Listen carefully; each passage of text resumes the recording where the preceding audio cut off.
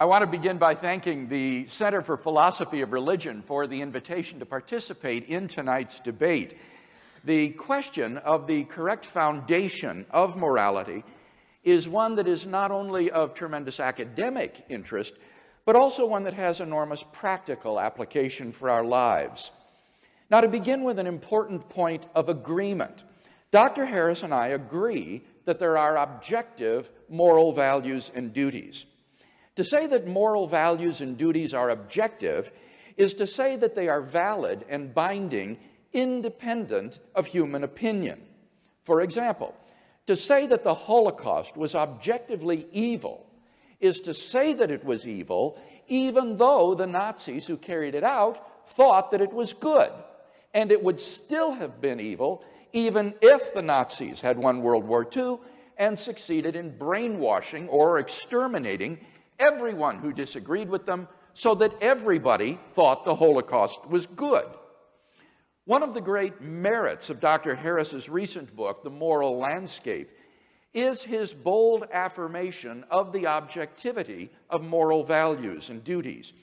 He inveighs against what he calls the overeducated, atheistic, moral nihilists and relativists who refuse to condemn as objectively wrong terrible atrocities like the genital mutilation of little girls. He rightly declares, if only one person in the world held down a terrified, struggling, screaming little girl, cut off her genitals with a septic blade and sewed her back up, the only question would be how severely that person should be punished. What is not in question is that such a person has done something horribly, objectively wrong. The question before us this evening, then, is what is the best foundation for the existence of objective moral values and duties? What grounds them? What makes certain actions objectively good or evil, right or wrong? In tonight's debate, I'm going to defend two basic contentions. First, if God exists, then we have a sound foundation for objective moral values and duties. And second, if God does not exist, then we do not have a sound foundation for objective moral values and duties.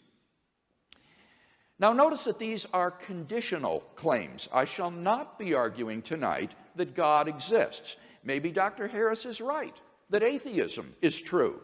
That wouldn't affect the truth of my two contentions. All that would follow is that objective moral values and duties would then, contrary to Dr. Haaris, not exist. So let's look at that first contention together. If God exists, then we have a sound foundation for objective moral values and duties. Here, I want to examine two subpoints with you.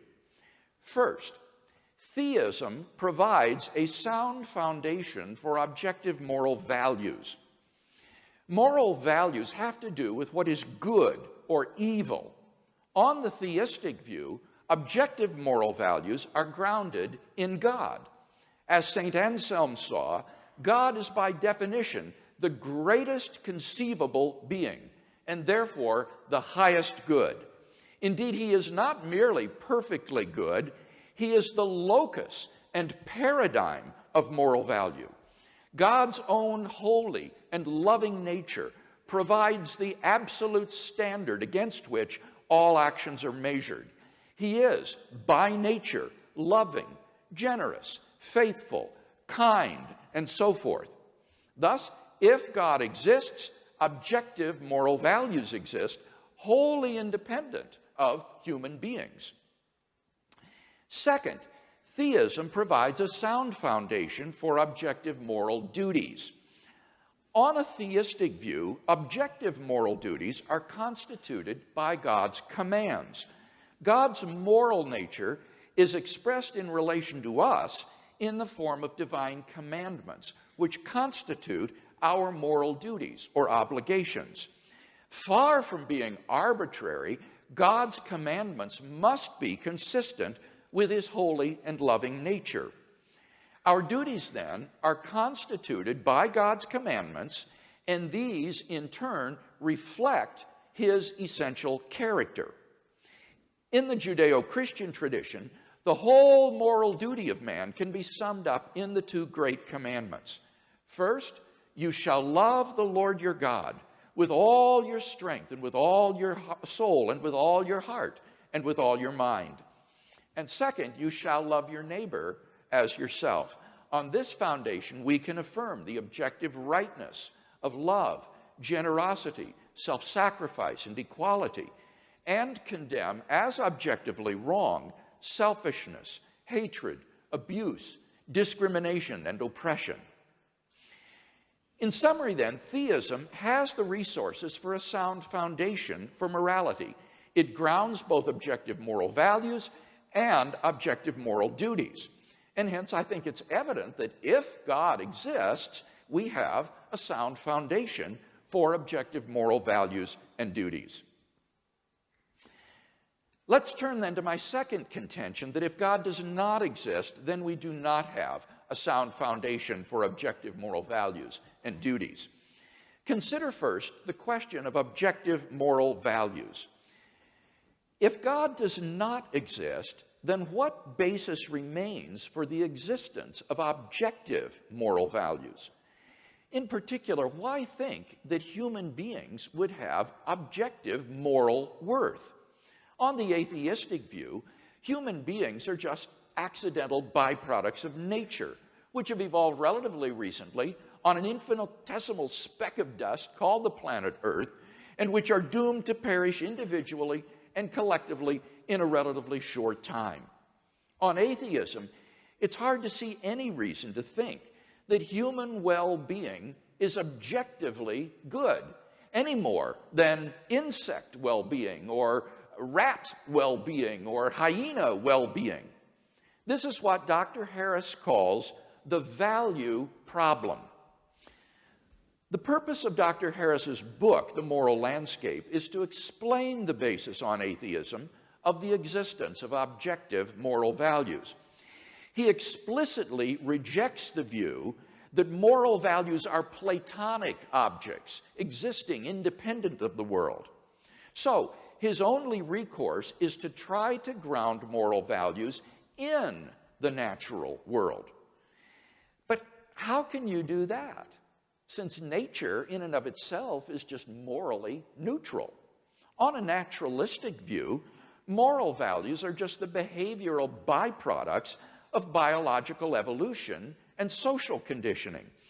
Just as a troop of baboons exhibit cooperative and even self-sacrificial behavior because natural selection has determined it to be advantageous in the struggle for survival, so their primate cousins, Homo sapiens, have evolved a sort of herd morality for precisely the same reasons. As a result of sociobiological pressures, there has evolved among Homo sapiens a sort of herd morality which functions well in the perpetuation of our species. But on the atheistic view, there doesn't seem to be anything that makes this morality objectively binding and true. The philosopher of science, Michael Ruse, reports, the position of the modern evolutionist is that humans have an awareness of morality because such an awareness is of biological worth. Morality is a biological adaptation, no less than our hands and feet and teeth. Considered as a rationally justifiable set of claims about an objective something, ethics is illusory. I appreciate that when somebody says, love thy neighbor as thyself, they think they are referring above and beyond themselves. Nevertheless, such reference is truly without foundation. Morality is just an aid to survival and reproduction, and any deeper meaning is illusory. If we were to rewind the film of human evolution and start anew, people with a very different set of moral values might well have evolved. As Darwin himself wrote in The Descent of Man, if men were reared under precisely the same conditions as hive bees, there can hardly be a doubt that our unmarried females would, like the worker bees, think it a sacred duty to kill their brothers, and mothers would strive to kill their fertile daughters, and no one would think of interfering. For us to think that human beings are special and our morality is objectively true is to succumb to the temptation to speciesism, that is to say, an unjustified bias in favor of one's own species. If there is no God, then any reason for regarding the herd morality evolved by Homo sapiens on this planet as objectively true seems to have been removed. Take God out of the picture, and all you seem to be left with is an ape-like creature on a speck of dust beset with delusions of moral grandeur. Richard Dawkins' assessment of human worth may be depressing, but why, on atheism, is he mistaken when he says there is at bottom no purpose, no evil, no good, nothing but pointless indifference? We are machines for propagating DNA. It is every living object's sole reason for being. So how does Sam Harris propose to solve the value problem? The trick he proposes is simply to redefine what he means by good and evil in non-moral terms. He says we should define good as that which supports the well-being of conscious creatures. So, he says, questions about values are really questions about the well-being of conscious creatures. And therefore, he concludes, it makes no sense to ask whether maximizing well-being is good. Why not? Because he's redefined the word good to mean the well-being of conscious creatures. So, to ask, why is maximizing creatures' well-being good, is on his definition the same as asking, why does maximizing creatures' well-being maximize creatures' well-being? It's just a tautology. It's just talking in circles. So Dr. Harris has, quote-unquote, solved the value problem just by redefining his terms. It's nothing but wordplay.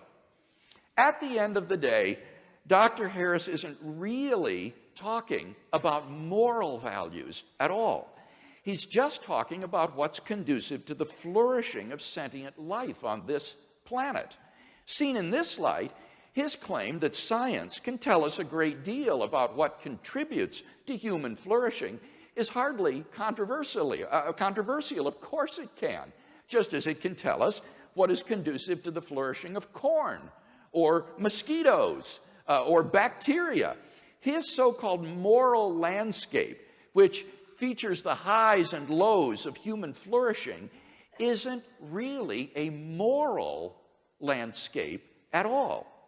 Thus, Dr. Harris has failed to solve the value problem. He hasn't provided any justification or explanation for why, on atheism, moral values would objectively exist at all. His so-called solution is just a semantical trick of an arbitrary and idiosyncratic redefinition of the terms good and evil in non-moral vocabulary. Second question, does atheism provide a sound foundation for objective moral duties? Duty has to do with moral obligation or prohibition, what I ought or ought not to do. Here, the reviewers of the moral landscape have been merciless in pounding Dr. Harris's attempt to provide a naturalistic account of moral obligation. Two problems stand out. First, natural science tells us only what is, not what ought to be the case. As philosopher Jerry Fodor has written, science is about facts, not norms. It might tell us how we are, but it wouldn't tell us what is wrong with how we are. In particular, it cannot tell us that we have a moral obligation to take actions which are conducive to human flourishing. So, if there is no God, what foundation remains for objective moral duties? On the naturalistic view, human beings are just animals and animals have no moral obligations to one another. When a lion kills a zebra, it kills the zebra, but it doesn't murder the zebra. When a great white shark forcibly copulates with a female, it forcibly copulates with her, but it doesn't rape her. For none of these actions is forbidden or obligatory. There is no moral dimension to these actions. So if God does not exist, why think we have any moral obligations to do anything? Who or what imposes these obligations upon us? Where do they come from? It's very hard to see why they would be anything more than a subjective impression ingrained into us by societal and parental conditioning. On the atheistic view, certain actions such as rape and incest may not be biologically and socially advantageous, and so in the course of human development have become taboo, that is, socially unacceptable behavior. But that does absolutely nothing to prove that such acts are really wrong. Such behavior goes on all the time in the animal kingdom. On the atheistic view, the rapist who chooses to flout the herd morality is doing nothing more serious than acting unfashionably, the moral equivalent, if you will, of Lady Gaga. If there is no moral lawgiver, then there is no objective moral law. And if there is no objective moral law, then we have no objective moral duties. Thus, Dr. Harris's view lacks any source for objective moral duty. Second problem, ought implies can. A person is not morally responsible for an action which he is unable to avoid. For example, if somebody shoves you into another person, you're not responsible for bumping into him. You had no choice. But Sam Harris believes that all of our actions are causally determined and that there is no free will. Dr. Harris rejects not only libertarian accounts of free will, but also compatibilistic accounts of freedom. But if there is no free will, then no one is morally responsible for anything. In the end, Dr. Harris admits this, though it's tucked away in the endnotes of his volume. Moral responsibility, he says, and I quote, is a social construct, not an objective reality. I quote, in neuroscientific terms, no person is more or less responsible than any other for the actions they perform. His thoroughgoing determinism spells the end of any hope or possibility of objective moral duties because on his worldview, we have no control over what we do. Thus, on Dr. Harris's view, there is no source of objective moral duties because there is no moral lawgiver, and no possibility of objective moral duty because there is no free will. Therefore, on his view, despite his protestations to the contrary, right and wrong do not really exist. Thus, Dr. Harris's naturalistic view fails to provide a sound foundation for objective moral values and duties. Hence, if God does not exist, we do not have a sound foundation for morality, which is my second contention. In conclusion, then, we've seen that if God exists, we have a sound foundation for objective moral values and objective moral duties. But that if God does not exist, then we do not have a sound foundation for objective moral values and duties. Dr. Harris's atheism thus sits very ill with his ethical theory. What I'm offering Dr. Harris tonight is not a new set of moral values. I think by and large we share the same applied ethics. Rather, what I'm offering is a sound foundation for the objective moral values and duties that we both hold dear. Thank you very much.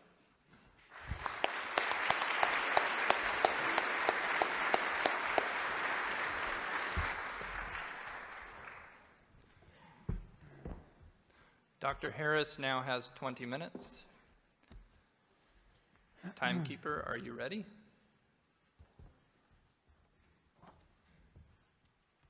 Begin. Well, first let me say it's an honor to be here at Notre Dame, and I'm very happy to be debating Dr. Craig. the one Christian apologist who seems to have put the fear of God into many of my fellow atheists. I've actually gotten more than a few emails this week that more or less read, "Brother, please don't blow this." So you will be the judge. Now, as many of you know, I've spent a fair amount of time criticizing religion. And one of the perks of this job is that you immediately hear from all the people who think that criticizing religion is a terrible thing to do. And strangely, the reason people rise to the defense of God is not that there's so much evidence that God exists, but that they believe that belief in God is the only intellectual framework for an objective morality. And clearly, Dr. Craig is among their number. Now, the sense is that without the conviction that moral truths exist, that words like right and wrong and good and evil actually mean something, humanity will just lose its way. That's the fear, and I actually share that fear. I've come to believe that this concern that many religious people have of the erosion of secular morality is not an entirely empty one. Now, I once spoke at an academic meeting on these themes, and I said, as I will say tonight, that once we understand morality in terms of human well-being, we'll be able to make strong claims about which behaviors and ways of life are good for us and which aren't. And I cited as an example the sadism and misogyny of the Taliban as an example of a worldview that was less than perfectly conducive to human flourishing. And it turns out that to denigrate the Taliban at a scientific meeting is to court controversy. Mm-hmm. And after my remarks, I fell into debate with another invited speaker, and this is more or less exactly how our conversation went. She said, "How could you ever say that forcing women to wear burqas is wrong from the point of view of science?" I said, well, because I think it's pretty clear that right and wrong relate to human well-being, and it's just as clear that forcing half the population to live in cloth bags and beating them or killing them when they try to get out is not a way of maximizing human well-being. And she said, well, that's just your opinion. And I said, okay, well, let's make it even easier. Let's say we found a culture that was literally removing the eyeballs of every third child, okay, at birth. Would you then agree that we had found a culture that was not perfectly maximizing human well-being? And she said it would depend on why they were doing it. So after my eyebrows returned from the back of my head, I said, okay, well, let's say they're doing it for religious reasons. Let's say they have a scripture which says every third should walk in darkness, or some such nonsense. Okay. And then she said, well, then you could never say that they were wrong.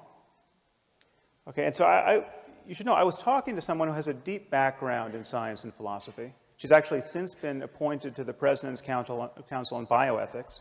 She's one of 13 people advising President Obama on all of the ethical implications of advances in medicine and related science and technology. And she had just delivered a perfectly lucid lecture on the moral implications of neuroscience for the courts. And she was especially concerned that we could be subjecting captured terrorists to lie detection neuroimaging technology. And she viewed this as really an unconscionable violation of cognitive liberty. So on the one hand, her moral scruples were very finely calibrated to recoil from the slightest perceived misstep in ethical terms in our war on terror. And yet she was quite willing to forgive some primitive culture its fondness for removing the eyeballs of children in its religious rituals. And she seemed to me quite terrifyingly detached from the very real suffering of millions of women in Afghanistan at this moment. So I see this double standard as a problem. Okay? And strangely, this is precisely the erosion of basic common sense that many religious people are worried about. I hope it'll be clear to you at the end of this hour that religion is not an answer to this problem. Okay? Belief in God is not only unnecessary for a universal morality, it is itself a source of moral blindness. Now, it's widely believed that there are two quantities in this universe. There are facts on the one hand, and of course science can give us our most rigorous discussion of these. But then there are values, which many people like Dr. Craig think science can't touch. Okay, questions of meaning and morality and what life is good for. Now, of course, everyone thinks that science can help us get what we value, okay, but it can never tell us what we ought to value. Okay, and therefore, it cannot, in principle, be applied to the most important questions in human life, questions like how we should raise our children or what constitutes a good life. Now, it's thought, from the point of view of science, and Dr. Craig just gave voice to this opinion, that when we look at the universe, all we see are patterns of events. Just one thing follows another. Okay, and there's no corner of the universe that declares certain of its events to be good or evil or right or wrong. Apart from us, I mean, our minds, we declare certain events to be better than others. But in doing that, it seems that we're merely projecting our own preferences and desires onto a reality that is intrinsically value-free. And where do our notions of right and wrong come from? Well, clearly they've been drummed into us by evolution, that the product of these apish urges and social emotions, and then they get modulated by culture. We take sexual jealousy, for instance. I mean, this is an attitude that has been bred into us over millions of years. Okay, our ancestors were highly covetous of one another, despite the fact that everyone was covered with hair and had terrible teeth. And this possessiveness now gets enshrined in various cultural institutions like the institution of marriage. Okay, so therefore, a statement like, it's wrong to cheat on one's spouse, okay, seems a mere summation of these contingencies. It seems like it's an improvisation on the back of biology. It seems that from the point of view of science, it can't really be wrong to cheat on your spouse. Okay, this is just how apes like ourselves worry when we learn to worry with words. Okay, now here is where religious people, like Dr. Craig, begin to get a little queasy, as I think they should. Okay. And many see no alternative but to insert the God of Abraham, an Iron Age God of war, into the clockwork as an invisible arbiter of moral truth. Okay, it is wrong to cheat on your spouse because Yahweh deems that it is so.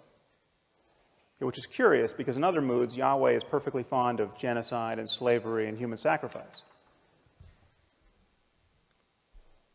I must say, it's pretty amusing to hear Dr. Craig in his opening remarks say that I'm merely focused on the flourishing of sentient creatures on this planet. Okay, if that's a sin, I'll take it. Okay, one wonders what Dr. Craig is focused on.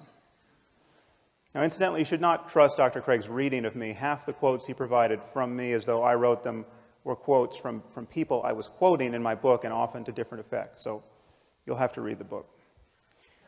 Now, in claiming that values reduce to the well-being of conscious creatures, as I will, I'm introducing two concepts, consciousness and well-being.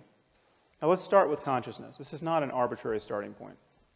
Imagine a universe devoid of the possibility of consciousness. Imagine a universe entirely constituted of rocks. Okay, there's clearly no happiness or suffering in this universe. There's no good or evil. Value judgments don't apply. For changes in the universe to matter, they have to matter, at least potentially, to some conscious system. Okay, what about well-being? Well, the well-being of conscious creatures and the link between that and morality may seem open to doubt, but it shouldn't. Okay, here's the only assumption you have to make. Imagine a universe in which every conscious creature suffers as much as it possibly can for as long as it can. Okay, I call this the worst possible misery for everyone. Okay, the worst possible misery for everyone is bad. Okay, if the word bad applies anywhere, it applies here. Now, if you think the worst possible misery for everyone isn't bad, or maybe it has a silver lining, or maybe there's something worse, I don't know what you're talking about. And what's more, I'm pretty sure you don't know what you're talking about either. What I'm saying is the minimum standard of moral goodness is to avoid the worst possible misery for everyone. If we should do anything in this universe, if we ought to do anything, if we have a moral duty to do anything, it's to avoid the worst possible misery for everyone. Okay, and the moment you admit this, you admit that all other states of the universe are better than the worst possible misery for everyone. You have the worst possible misery for everyone over here, and all these other constellation of experiences arrayed out here. And because the experience of conscious creatures is dependent in some way on the laws of nature, there will be right and wrong ways to move along this continuum. It will be possible to think you're avoiding the worst possible misery for everyone and to fail. You can be wrong in your beliefs about how to navigate this space. So here's my argument for moral truth in the context of science. Questions of right and wrong and good and evil depend upon minds. Okay, they depend upon the possibility of experience. Minds are natural phenomena. They depend upon the laws of nature in some way. Okay, morality and human values, therefore, can be understood through science because in talking about these things, we are talking about all of the facts that influence the well-being of conscious creatures. In our case, we're talking about genetics and neurobiology and psychology and sociology and economics. Now, I view this space of all possible experience as a kind of moral landscape with peaks that correspond to the heights of well-being and valleys that correspond to the lowest suffering. And the first thing to realize is that there may be many equivalent peaks in this space. There may be many different but morally equivalent ways for human beings to thrive. But there will be many more ways not to thrive. There'll be many more ways to fail to be on a peak. There are clearly more ways to suffer unnecessarily in this world than to be sublimely happy. Now, the Taliban are still my favorite example of a culture that is struggling mightily to build a society that's clearly less good than many other societies on offer. The average lifespan for women in Afghanistan is 44 years. Okay, they have a 12% literacy rate. They have the highest, almost the highest infant mortality and maternal mortality in the world, and almost the highest fertility. So this is one of the best places on earth to watch women and infants die. Okay, it seems to me perfectly obvious that the best response to this dire situation, which is to say the most moral response, is not to throw battery acid in the faces of little girls for the crime of learning to read. Now, of course, this is common sense to us, unless you happen to be a bioethicist on the President's Commission at this moment. But I'm saying, at bottom, these are also truths about biology and neurology and psychology and sociology and economics. It is not unscientific to say that the Taliban are wrong about morality, that the moment we notice that we know anything at all about human well-being, we have to say this. Okay, now, some people with a little philosophical training may be tempted to say, but what if a father wants to burn off his daughter's face with battery acid? You know, who are you to say that he's not as moral as we are? What if he has an alternate conception of well-being that's just as legitimate? Or who's to say that we should care about the well-being of little girls? This is the kind of email I get, incidentally. Now, moral skeptics of this kind, and Dr. Craig has essentially endorsed this position, in a way, without God, think that the only way to judge one person's values to be wrong are with respect to another person's values, and all such judgments have to be on a par. Okay, this is not true. There are many ways for my values to be objectively wrong. They can be wrong with respect to deeper values that I hold. They can be wrong with respect to deeper values that I would hold if I were only a deeper person. It's clearly possible to value things that will reliably make you miserable in this life. It's clearly possible to be cognitively and emotionally closed to experiences that you would want if you were only intelligent and knowledgeable enough to want them. It is possible not to know what one is missing in life. So things can be right or wrong or good or evil, quite independent of a person's opinions. Now, some of you might worry that I haven't defined well-being enough. How can something this loose as a concept be the benchmark of objective values? Well, consider by analogy the concept of physical health. Physical health is very difficult to define. You know, it used to be that if you were healthy, you could expect to live to the ripe old age of 40. You know, now our life expectancy has doubled in the last 150 years.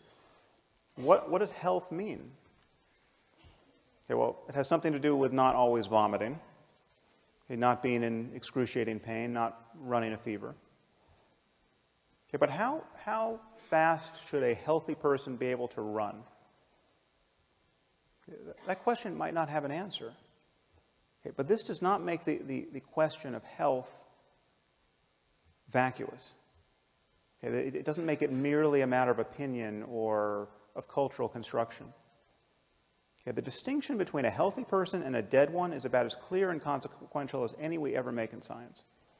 Okay, and notice that no one is ever tempted to attack the philosophical underpinnings of medicine with questions like, well, who are you to say that not always vomiting is healthy?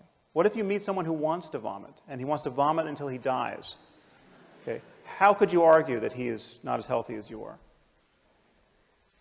In talking about morality and human values, I think we really are talking about mental health and the health of societies.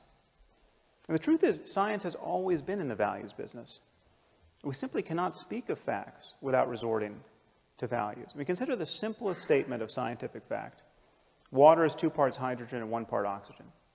This seems as value-free an utterance as human beings ever make. But what do we do when someone doubts the truth of this proposition?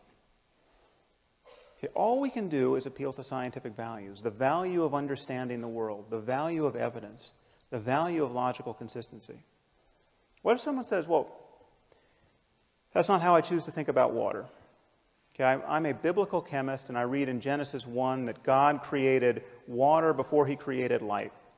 So I take that to mean that there were no stars. So there were no stars to fuse helium and hydrogen into heavier elements like oxygen. Therefore, there was no oxygen to put in the water. So either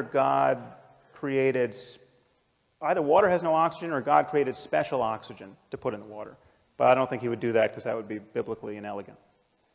Okay, what can we say to such a person? Okay, all we can do is appeal to scientific values. And if he doesn't share those values, the conversation is over. Okay, if someone doesn't value evidence, what evidence are you going to provide to prove that they should value it? If someone doesn't value logic, what logical argument could you provide to show the importance of logic? Okay, so I think this split between facts and values should look really strange to you on its face. I mean, what are we really saying when we say that science can't be applied to the most important questions in human life? Okay, we're saying that when we get our biases out of the way, when we most fully rely on clear reasoning and honest observation, when intellectual honesty is at its zenith, well, then those efforts have no application whatsoever to the most important questions in human life. That is precisely the mood you cannot be in to answer the most important questions in human life. It would be very strange if that were so.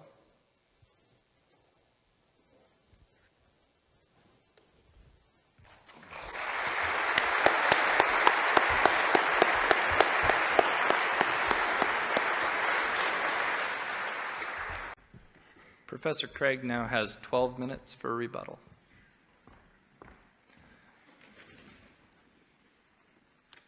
Timekeeper, are you ready?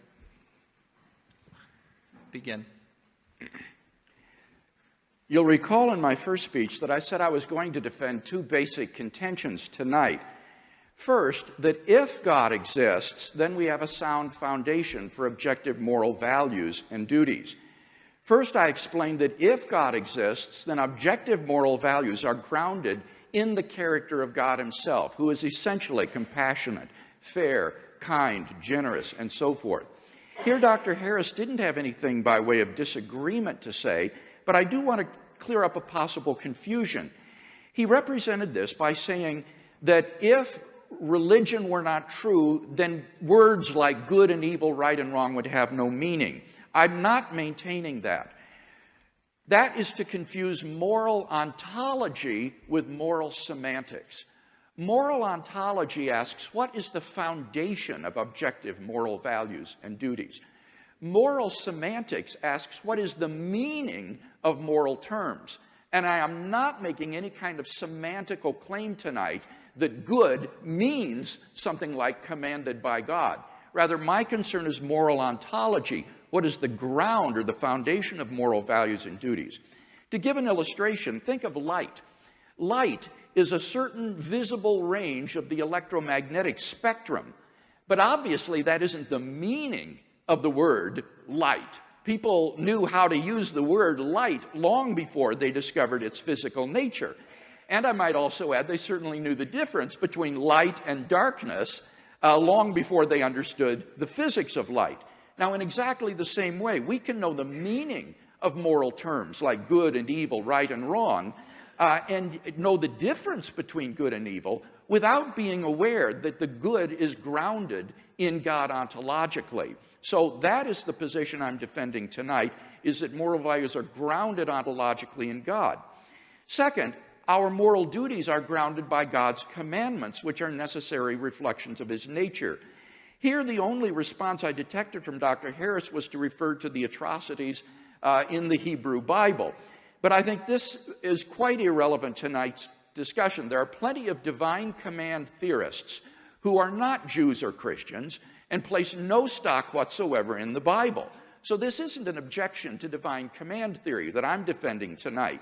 Now, if you are interested in biblical ethics, I want to highly recommend Paul Copan's new book, Is God a Moral Monster?, which examines those passages in the Hebrew Bible in light of the ancient Near East, and I can guarantee you it will be a very enlightening and interesting read. But this issue is strictly irrelevant in tonight's debate. So we've not heard any objection to a theistic grounding for ethics. If God does exist, it's clear, I think, obvious even, that we have a sound foundation for objective moral values and duties. Now, what if God does not exist? Is there a sound foundation, first of all, for objective moral values? Now here, Dr. Haaris said you don't need religion in order to have universal morality. Again, that's a confusion. Of course you don't. Remember, the Nazis, for example, could have won World War II and established a universal morality. The issue isn't universality, the issue is objectivity.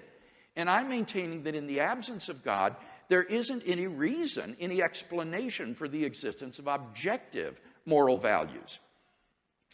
Now, Dr. Haaris says, but we can imagine creatures being in the worst possible misery, and it's obviously better for creatures to be flourishing. The well-being of conscious creatures is good. Well, of course it is. That's not the question. We agree that all things being equal, flourishing of conscious creatures is good. The question is rather, if atheism were true, what would make the flourishing of conscious creatures objectively good? Conscious creatures might like to flourish, but there's no reason on atheism to think that it would really be objectively good. Now here, Dr. Haaris, I think, is guilty of misusing terms like good and bad, right and wrong, in equivocal ways. He will often use them in non-moral senses. For example, he'll say there are objectively good and bad moves in chess. Now that's clearly not a moral use of the terms good and bad. You just mean they're not apt to win or produce a winning strategy. It's not evil what you've done. And similarly, in ordinary English, we use the words good and bad in a number of non-moral ways. For example, we say Notre Dame has a good team. Now, we can hope it's an ethical team, but that's not what's indicated by the win-loss record. That is a different meaning of good. Or we say, that's a good way to get yourself killed. Or, that's a good game plan. Or, the sunshine felt good. Or, that's a good route to East Lansing. Or, there's no good reason to do that. Or, she's in good health. All of these are non-moral uses of the word good. And Dr. Haaris's contrast of the good life and the bad life is not an ethical contrast between a morally good life and an evil life. It's a contrast between a pleasurable life and a miserable life. And there's no reason to identify pleasure, misery with good and evil, especially on atheism. So there's just no reason that's been given on atheism for thinking the flourishing of conscious creatures is objectively good. But Dr. Haaris has to defend an even more radical claim than that. He claims that the property of being good is identical with the property of creaturely flourishing. And he's not offered any defense of this radical identity claim. In fact, I think we have a knockdown argument against it. Now, bear with me here. This is a little technical. On the next to last page of his book, Dr. Haaris makes the telling admission that if people like rapists, liars, and thieves could be just as happy as good people, then his moral landscape would no longer be a moral landscape. Rather, it would just be a continuum of well-being whose peaks are occupied by good and bad people or evil people alike. Now, what's interesting about this is that earlier in the book, Dr. Haaris explained that about 3 million Americans are psychopathic. That is to say, they don't care about the mental states of others. They enjoy inflicting pain on other people. But that implies that there's a possible world which we can conceive in which the continuum of human well-being is not a moral landscape. The peaks of well-being could be occupied by evil people. But that entails that in the actual world, the continuum of well-being and the moral landscape are not identical either. For identity is a necessary relation. There is no possible world in which some entity A is not identical to A. So if there's any possible world in which A is not identical to B, then it follows that A is not in fact identical to B. Now, since it's possible that human well-being and moral goodness are not identical, it follows necessarily that human well-being and goodness are not the same as Dr. Haaris has asserted in his book. Now, it's not often in philosophy that you get a knockdown argument against a position, but I think we've got one here by granting that it's possible that the continuum of well-being is not identical to the moral landscape. Dr. Haaris's view becomes logically incoherent.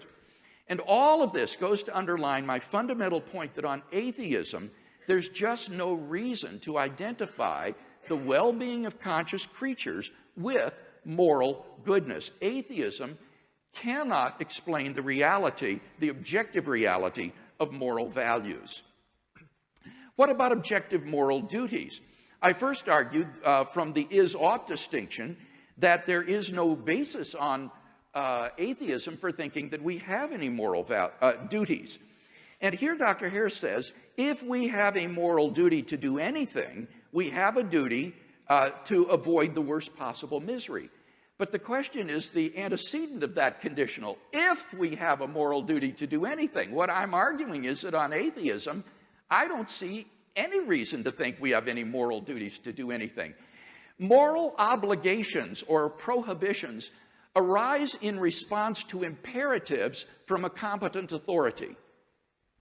For example, if a policeman tells you to pull over, then because of his authority, who he is, you are legally obligated to pull over. But if some random stranger tells you to pull over, you're not legally obligated to do so. Now, in the absence of God, what authority is there to issue moral commands or prohibitions? There is none on atheism. And therefore, there are no moral imperatives for us to obey. In the absence of God, there just isn't any sort of moral obligation or prohibition that characterizes our lives. In particular, we're not morally obligated to promote the flourishing of conscious creatures. So this is-ought distinction seems to me to be one that's fatal to Dr. Haaris's position and has been widely recognized as such by reviewers of the moral landscape. But secondly, the problem that's even worse is the ought implies can problem. In the absence of the ability to do otherwise, there is no moral responsibility. In the absence of freedom of the will, we are just puppets or electrochemical machines. And puppets do not have moral responsibilities. Machines are not moral obligations. But on Dr. Haaris's view, there is no freedom of the will, either in a libertarian or a compatibilistic sense, and therefore there is no moral responsibility. So there isn't even the possibility of moral duty on his view. So while I can affirm and applaud Dr. Haaris's affirmation of the objectivity of moral values and moral duties, at the end of the day, his philosophical worldview just doesn't ground these entities that we both want to affirm. If God exists, then we clearly have a sound foundation for objective moral values and moral duties. But if God does not exist, that is, if atheism is true, then there is no basis for the affirmation of objective moral values, and there is no ground for objective moral duties, because there is no moral lawgiver and there is no freedom of the will. And therefore, it seems to me that atheism is simply bereft of the adequate ontological foundations to establish the moral life.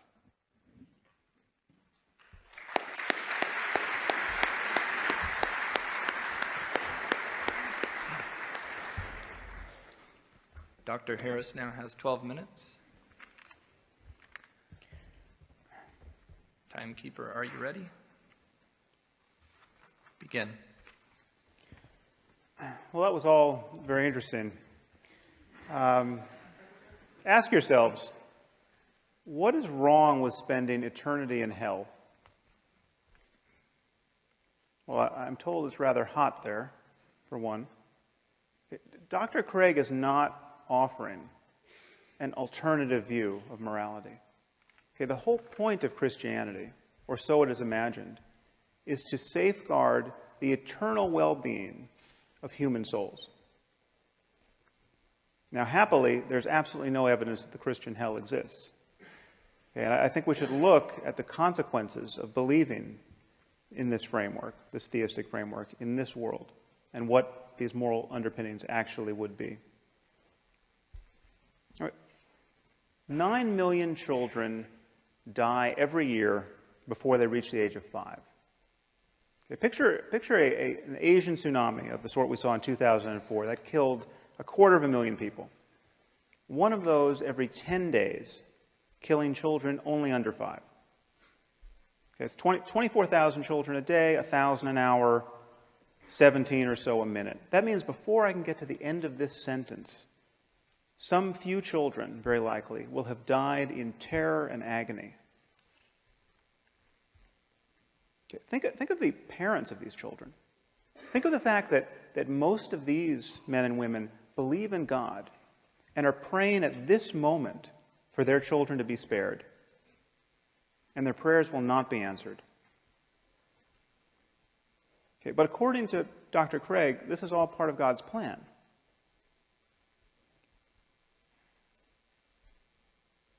Any God who would allow children by the millions to suffer and die in this way, and their parents to grieve in this way, either can do nothing to help them or doesn't care to. He is therefore either impotent or evil. And worse than that, on Dr. Craig's view, most of these people, many of these people certainly, will be going to hell because they're praying to the wrong God. Just think about that. Okay, through no fault of their own, they were born into the wrong culture where they got the wrong theology and they missed the revelation. Okay, there are 1.2 billion people in India at this moment. Most of them are Hindus, most of them therefore polytheists. Okay, in Dr. Craig's universe, no matter how good these people are, they are doomed. If you are praying to the monkey god Hanuman, you are doomed. Okay. You will be tortured in hell for eternity. Now, is there the slightest evidence for this? No. It just says so in Mark 9 and Matthew 13 and Revelation 14. Okay. Perhaps you'll remember from the Lord of the Rings, it says when the elves die, they go to Valinor, but they can be reborn in Middle-earth. I say that just as a point of comparison.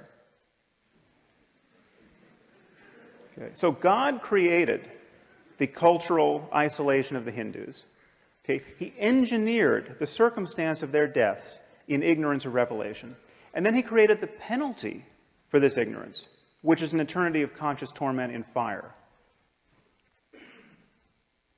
Okay, on the other hand, on Dr. Craig's account, your run-of-the-mill serial killer in America, okay, who spent his life raping and torturing children, need only come to God, come to Jesus on death row, and after a final meal of fried chicken, he's going to spend an eternity in heaven after death. Okay, one thing should be crystal clear to you. This vision of life has absolutely nothing to do with moral accountability. Okay, and please notice the double standard that people like Dr. Craig use to exonerate God from all this evil. Okay, we're told that God is loving and kind and just and intrinsically good. But when someone like myself points out the rather obvious and compelling evidence that God is cruel and unjust because he visits suffering on innocent people of a scope and scale that would embarrass the most ambitious psychopath, okay, we're told that God is mysterious. Okay, who can understand God's will? Okay, and yet this is precisely, this merely human understanding of God's will is precisely what believers use to establish his goodness in the first place. You know, something good happens to a Christian. He feels some bliss while praying, say, or he sees some positive change in his life, and we're told that God is good. Okay, but when children by the tens of thousands are torn from their parents' arms and drowned, we're told that God is mysterious. Okay, this is how you play tennis without the net. Okay, and I want to suggest to you that it is not only tiresome when otherwise intelligent people speak this way, it is morally reprehensible. Okay, this kind of faith is really the perfection of narcissism. I mean, God loves me, don't you know? He cured me of my eczema. He makes me feel so good while singing in church. And just when we had given up hope, he found a banker who was willing to reduce my mother's mortgage. Okay.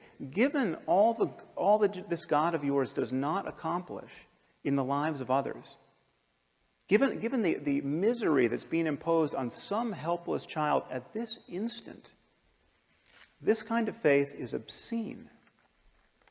Okay, to think in this way is to fail to reason honestly or to care sufficiently about the suffering of other human beings. And if God is good and loving and just and kind, and he wanted to guide us morally with a book, why give us a book that supports slavery? Why give us a book that admonishes us to kill people for imaginary crimes like witchcraft? Now, of course, there's a way of not taking these questions to heart. Okay, according to Dr. Craig's divine command theory, God is not bound by moral duties. God doesn't have to be good. Whatever he commands is good. So when he commands that the Israelites to slaughter the Amalekites, that behavior becomes intrinsically good because he commanded it. Okay, well, here we're being offered, I'm glad he raised the issue of psychopathy, we're being offered a psychopathic and psychotic moral attitude. It's psychotic because this is completely delusional. There's no reason to believe that we live in a universe ruled by an invisible monster, Yahweh. But it is psychopathic because this is a total detachment from the well-being of human beings. This so easily rationalizes the slaughter of children. Okay, just think about the Muslims at this moment who are blowing themselves up, okay, convinced that they are agents of God's will. There is absolutely nothing that Dr. Craig can say against their behavior in moral terms, apart from his own faith-based claim that they're praying to the wrong God.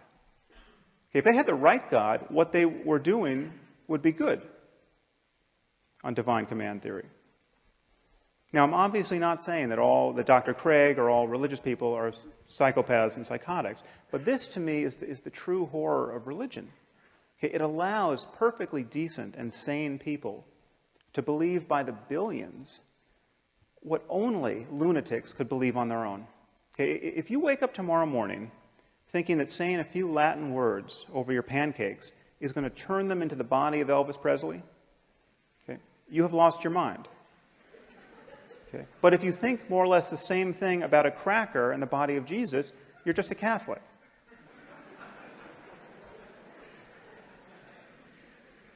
And I'm not the first person to notice that it's a very strange sort of loving God who would make salvation depend on believing in him on bad evidence.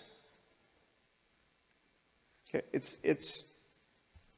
I mean, if you lived 2,000 years ago, there was evidence galore. I mean, he was just performing miracles. But apparently he got tired of being so helpful. Okay? And so now we all inherit this very heavy burden of the doctrine's implausibility. And the effort to square it with what we now know about the cosmos and what we know about the all-too-human origins of Scripture becomes more and more difficult. Okay? And it's not just the generic God that Dr. Craig is recommending. It is God the Father and Jesus the Son. Okay? Christianity, on Dr. Craig's account, is the true moral wealth of the world. Well, I hate to break it to you here at Notre Dame, but Christianity is a cult of human sacrifice. Christianity is not a religion that repudiates human sacrifice. It is a religion that celebrates a single human sacrifice as though it were effective. God so loved the world that he gave his only Son. John 3:16. Okay, the idea is that Jesus suffered the crucifixion so that none need suffer hell, except those billions in India and billions like them throughout history. Okay, this is astride. This doctrine is astride a contemptible history of scientific ignorance and religious barbarism. We come from people who used to bury children under the foundations of new buildings as offerings to their imaginary gods. I mean, just think about that. In vast numbers of societies, people would bury children in post holes, people like ourselves thinking that this would prevent an invisible being from knocking down their buildings. Okay. These are the sorts of people who wrote the Bible. Okay. If there is a less moral framework than the one Dr. Craig is proposing, I haven't heard of it.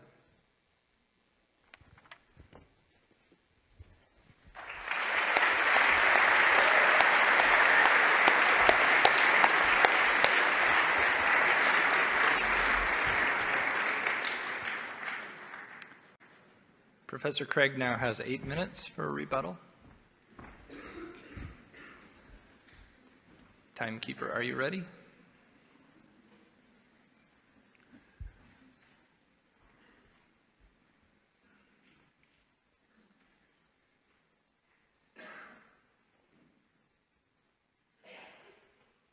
Begin. The less moral framework is atheism. Atheism has no grounds for objective moral values or duties. And it's interesting that in that last speech, I was disappointed to hear no defense given of that crucial second contention that I offered against Dr. Harris's view. Remember, we talked about the value problem. I gave what I consider a knockdown argument to show that the moral landscape is not identical to the continuum of human flourishing. We talked about objective moral duties, the is versus ought distinction, the ought implies can problem. None of these have been responded to. So if you want a really desperate moral system, try atheism. There's no foundation for objective moral values and duties there. Now, what about theism? Does it do any better? Well, in the last speech, we heard some attacks on my first contention that God provides a sound foundation for morality. Unfortunately, it seems to be that most of these were red herrings. A red herring is a smelly old fish that's dragged across the path of the bloodhounds to distract them from their true quarry, so they get distracted and go off following the dead fish. And I'm not going to be distracted by the red herrings that were offered in that last speech. For example, in response to my claim that if God exists, then objective moral values exist, we heard that I haven't truly offered an alternative to his view, because the goal on theism is to avoid hell. Honestly, that simply shows how poorly Sam Harris understands Christianity. You don't believe in God to avoid going to hell. Belief in God isn't some kind of fire insurance. You believe in God because God, as the supreme good, is the appropriate object of adoration and love. He is goodness itself, to be desired for its own sake. And so the fulfillment of human existence is to be found in relation to God. It is because of who God is and his moral worth that he is worthy of worship. It has nothing to do with avoiding hell or promoting your own well-being. He then responds, but there's no good reason to believe that such a being exists. Look at the problem of evil and the problem of the unevangelized. Both of these, as I explained in my opening speech, are irrelevant in tonight's debate because I'm not arguing that God exists. Maybe he's right. Maybe these are insuperable objections to Christianity or to theism.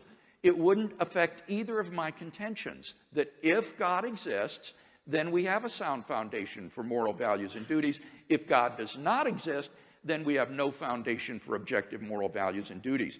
So these are red herrings. Now, I have written on each of these problems, the problem of evil and the problem of the unevangelized, and you can find much of what I've said at our website, reasonablefaith.org. If you're interested, go ahead and look at that. Or, as Michael Ray suggested, talk to one of your philosophy professors. Michael has written extensively on the problem of evil, and I'm sure he'd love to have a conversation with you about those things. Notice, secondly, I would want to say, evil actually proves that God exists. Because if God does not exist, objective moral values and duties do not exist. If evil exists, then it follows that objective values and duties do exist. Namely, some things are evil. So evil actually proves the existence of God, since in the absence of God, good and evil as such would not exist. So you cannot press both the problem of evil and agree with my contention that if God does not exist, objective moral values and duties do not exist, because evil actually will be an argument for the existence of God. Notice that Dr. Harris has no moral foundation for saying that Christian beliefs are morally execrable, because he has no foundation for making such a judgment. If atheism is true, what objective foundation is there for affirming that one view is execrable and another is not? There's simply no basis for such judgments. So, if he wants to have a debate on theism, I will happily engage in one with him, but that's not the debate for tonight. He also says it's psychopathic to believe these things. Now, that remark is just as stupid as it is insulting. It is absurd to think that people like Professor Peter Van Inwagen here at the University of Notre Dame is psychopathic, or that a guy like Dr. Tom Flint, who is as gracious a Christian gentleman as I could have ever met, is psychopathic. This is simply below the belt. So it seems to me that we've not been given any refutation of the view that if God does exist, then his essence, his character, is determinative for the existence of objective moral values. What about objective moral duties? Here I explained that God's commands must be consistent with his nature. And Dr. Harris continues to press the point, oh, but the Bible supports slavery. Again, I'll refer you to Professor Copan's book, which shows that that is a gross misrepresentation of ancient Israel, which did not, in fact, promote slavery as we understand it in light of the experience in the American South. But again, that's simply not irrelevant, because I'm not, that isn't relevant because I'm not defending the Bible tonight. I'm saying that for a theist, whether Jew, Christian, deist, Hindu, moral duties will be grounded in the divine commands which are based in his nature. He says, but then what about people like the Taliban who say that God has commanded them to do certain atrocities? I would say the very same thing to the Taliban that Dr. Harris says, namely, God did not command you to do those things. That's exactly what Dr. Harris would say. The reason he thinks that is because he doesn't believe that God exists, but I would say that because I think that the Taliban has got the wrong God, that in fact God hasn't commanded them to commit these atrocities, and indeed God will only issue such commands as are consistent with his moral nature and for which he has morally sufficient reasons. So I don't think this first contention is really in much dispute tonight. I think it's obvious that if God exists, then obviously objective moral values exist independently of human opinion. They're grounded in the character of God. And there would be objective moral duties if God exists, because our duties arise in response to the moral imperatives that God issues to us. So the real debate is on that second contention. Can atheism provide a good foundation for objective moral values and duties? And I think we've seen powerful reasons to think that it cannot.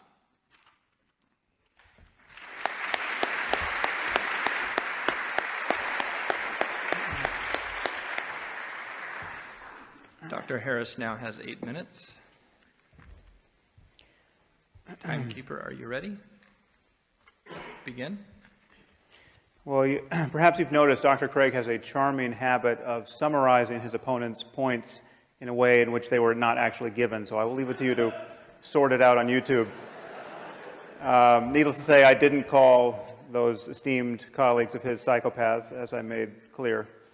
In any case, Dr. Craig has merely defined God as being intrinsically good. If you want to charge someone with merely semantic games, the shoe's on the other foot as well. There is no reason that I can see why there couldn't be an evil God, or several. Okay, but his God is intrinsically good. Goodness is grounded in his very nature. That is a definitional move that he's made. Now, I have presented a positive case for grounding an objective morality in the context of science. And thinking about moral truth in the context of science should only pose a problem for you if you imagine that a science of morality has to be absolutely self-justifying in a way that no science ever could be. Okay, every branch of science must rely on certain axiomatic assumptions, okay, certain core values. And a science of morality would be on the same footing as a science of medicine or physics or chemistry. You need only assume that the worst possible misery for everyone is bad and worth avoiding, and indeed the worst case scenario for conscious life. And if science is unscientific, if having a value assumption at the core renders science unscientific, what is scientific? Now, Dr. Craig is confused about what it means to speak with scientific objectivity about the human condition. He says things like, from the point of view of science, we're just constellations of atoms and we're no more valuable than rats or insects. Okay, as though the only scientifically objective thing that could be said about us is that we're constellations of atoms. Okay, there are two very different senses in which we use these terms subjective and objective. Okay, the first is epistemological. It relates to how we know. And when we say we're reasoning or thinking objectively in this sense, we're talking about the style in which we're thinking. We're talking about the fact that we're seeing through our biases, which is to say, trying to jettison bias. We are reasoning in a way that's available to the data. Our minds are open to counter-arguments. Now, this is the absolute foundation of science, and this is what opens such an invidious gulf between science and religion. The difference here in this approach to objectivity. But science does not require that we ignore the fact that certain facts are subjective, ontologically subjective. Okay, there are facts about the human condition that science can understand and study that are first-person facts, facts about what it's like to be you. Okay, and we can study these facts, and our study of them reveals how much deeper and richer and more meaningful our lives are than the lives of cockroaches. Okay, so this is a false reductionism that he's purveying here. Now, so there are subjective facts. If you happen to have an intact nervous system, being burned alive will be excruciatingly painful. The painfulness of pain is a subjective fact about you. Okay, what my argument entails is that we can speak objectively about a certain class of subjective facts that go by the name of morality, that relate to questions of good and evil, and these depend on the well-being of conscious creatures, especially our own. And by this light, we can see that it's possible to value the wrong things. I mean, if you think you prefer to be neurotic and in pain, and incapable of creative work, and completely disconnected from other people, there's something wrong with you. Okay, objectively wrong with you? Yes. Okay. In that you are closed to higher states of consciousness. Higher with respect to what? Higher as in further from the lowest possible state of consciousness, the worst possible misery for everyone. Okay, is the worst possible misery for everyone really bad? Once again, we have hit philosophical bedrock with the shovel of a stupid question. Now, I want to take a brief moment to speak about these higher possibilities, because it's often thought that non-believers like myself are closed to some remarkable experiences that religious people have. That's not true. That's not true. There's nothing that prevents an atheist from experiencing self-transcending love and ecstasy and rapture and awe. There's nothing that prevents an atheist from going into a cave for a year like a proper mystic and doing nothing but meditate on compassion, say. What atheists don't tend to do is make unjustifiable and unjustified claims about the nature of the cosmos or about the divine origin of certain books on the basis of those experiences. Now, the prospect of somebody becoming a true saint in life and inspiring people long after their deaths is something that I take very seriously. I've spent a lot of time studying meditation with some very great, wise old yogis and Tibetan lamas who've spent decades on retreat. I mean, really remarkable people. Okay? People who I actually consider to be spiritual geniuses of a certain sort. And so I can well imagine if Jesus was a spiritual genius, a palpably non-neurotic and charismatic and wise person, I can well imagine the experience of his disciples. I can well imagine the kind of influence he could have on their lives. Okay? We do not have to presuppose anything on insufficient evidence in order to explore this higher terrain of human well-being. We don't have to take anything on faith. We don't have to lie to ourselves or to our children about the nature of reality. If we want to understand our situation in the world, along with these deeper possibilities, we have to do it in the spirit of science. Okay, given that people have had these remarkable experiences in every context, while worshiping one God, while worshiping hundreds, while worshiping none, that proves that a deeper principle is at work. That the sectarian claims of our various religions can't possibly be true in that context. And all we have is human conversation to capture these possibilities. We can either have a first-century conversation as dictated by the New Testament, or a 7th century conversation as dictated by the Quran, or a 21st century conversation that leaves us open to the full wealth of human learning. Please think about these things.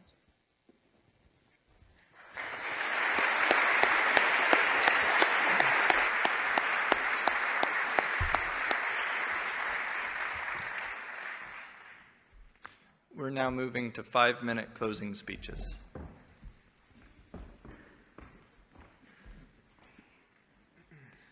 Timekeeper, are you ready? Okay, begin. In my closing statement, I'd like to try to draw together some of the threads of the debate and see if we can come to some conclusions. First, I argued that God, if he exists, provides the sound foundation for objective moral values and duties. By the time of his last rebuttal, the only argument that I heard Dr. Haaris offering against this position is to say that you're merely defining God as good, which is the same fallacy I accused him of committing. I don't think this is the case at all. God is a being worthy of worship. Any being that is not worthy of worship is not God. And therefore, God must be perfectly good and essentially good. More than that, as Anselm saw, God is the greatest conceivable being. And therefore, he is the very paradigm of goodness itself. He is the greatest good. So once you understand the concept of God, you can see that asking, well, why is God good, is sort of like asking, why are all bachelors unmarried? It's the very concept of the greatest conceivable being, a being worthy of worship, that entails the essential goodness of God. And I think it's evident that if God exists, then we do have objective moral values and duties.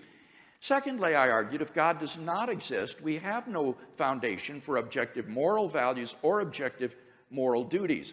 I showed that on his view, it is logically impossible to say that the moral landscape is identical to the landscape of the flourishing of conscious beings, and that therefore his view is incoherent We also looked at the is-ought distinction and the ought implies can, to which Dr. Haaris has never replied in the course of this evening's debate.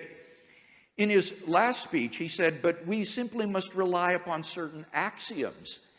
Well, that's the same as saying you've got to take it by faith. And if these axioms are moral axioms, then I think he's admitting my point, that on atheism, there simply is no ground for believing the objectivity of moral values and duties. He just takes them by a leap of faith.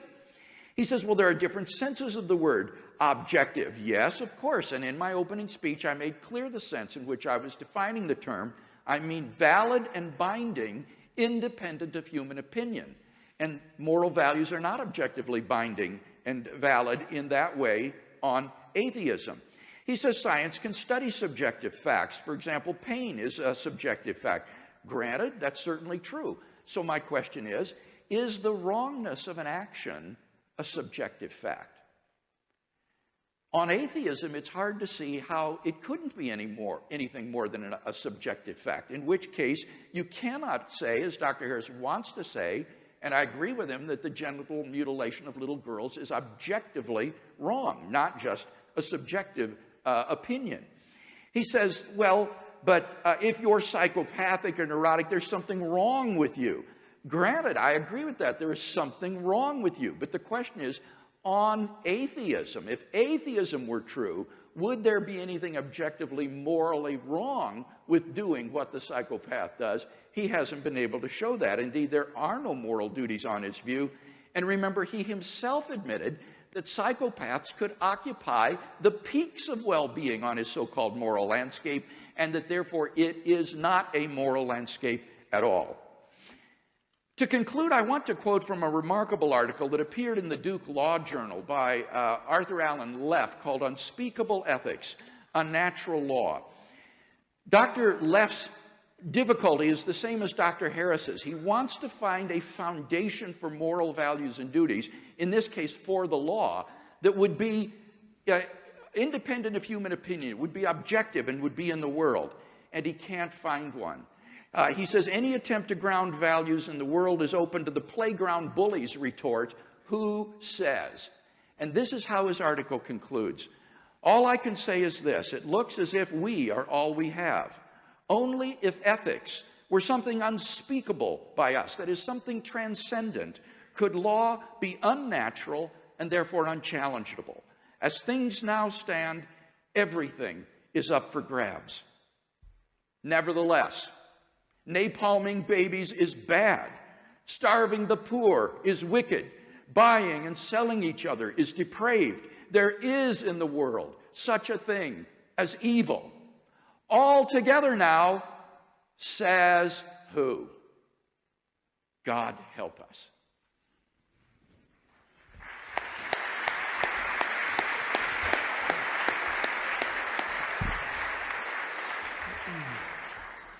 And now Dr. Haaris has 5 minutes. Timekeeper, are you ready? Begin. I'm curious, how many of you consider yourselves to be devout Muslims? I see a show of hands. Don't mean to single anyone out, but not many. Now, you're all aware, of course, that the Quran exists and claims to be the perfect word of the creator of the universe. You're aware that once having heard of this possibility and rejecting it, you're all going to hell for eternity. I mean, needless to say, Dr. Craig and I are both going to hell if this vision of life is true. The problem is that everything Dr. Craig has said tonight, with a few modifications, could be said in defense of Islam. In fact, has been said in defense of Islam. Okay, the logic is exactly the same. We have a book that claims to be the word of the creator of the universe. It tells us about the nature of moral reality and how to live within it. Well, what if Muslims are right? And what if Islam is true? Okay, how should we view God in moral terms? How would we view God in moral terms? Or I should say Allah. Okay, we have been born in the wrong place, to the wrong parents, given the wrong culture, given the wrong theology. Okay, needless to say, Dr. Craig is doomed. He's been thoroughly confused by Christianity. I mean, just appreciate what a bad position he's now in. to appreciate the true Word of God. I've been thoroughly misled by science. Okay, where is Allah's compassion? Okay. And yet, He's omnipotent. He could change this in an instant. He could give us a sign that would convince everyone in this room. And yet He's not going to do it. And hell awaits. And hell awaits our children because we can't help but mislead our children. Okay, now just hold this vision in mind. And first appreciate how little sleep you have lost over this possibility.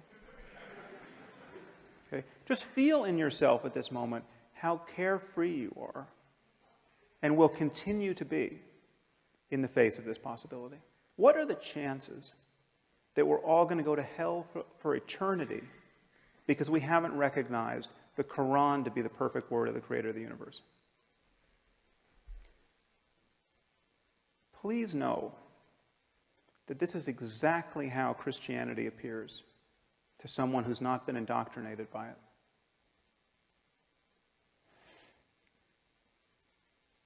Our scriptures were written by people who, by virtue of their placement in history, had less access to scientific information and facts and basic common sense than any person in this room. Okay, in fact, there's not a person in this room who's ever met a person whose worldview was as narrow as the worldview of Abraham or Moses or Jesus or Muhammad. And most of these people, with a few exceptions, had a moral worldview that was more or less indistinguishable from that of an Afghan warlord today. Okay, and yet Dr. Craig insists that the authors of the Bible knew everything they had to know about the nature of the cosmos and about how to live within it, to guide us at this moment. Okay, I want to suggest to you that this vision of life can't possibly be true. Okay, but just as there's no such thing as Christian physics or Muslim algebra, there can be no such thing as Christian or Muslim morality. Whatever is true about our circumstance in moral terms and in spiritual terms is discoverable now and can be talked about in language that is not an outright affront to everything that we've learned in the last 2,000 years.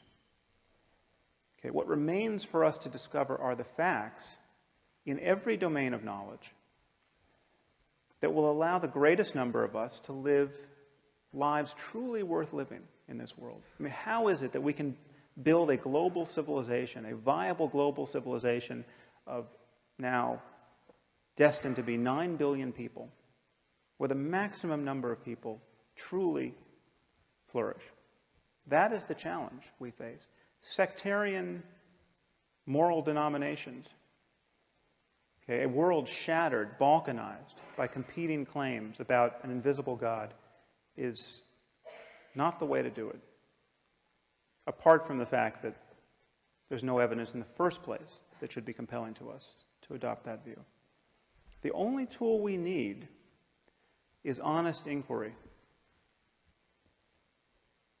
And I would suggest to you that if faith is ever right about anything in this domain, it's right by accident. Thank you very much. It's been a pleasure to talk to all of you.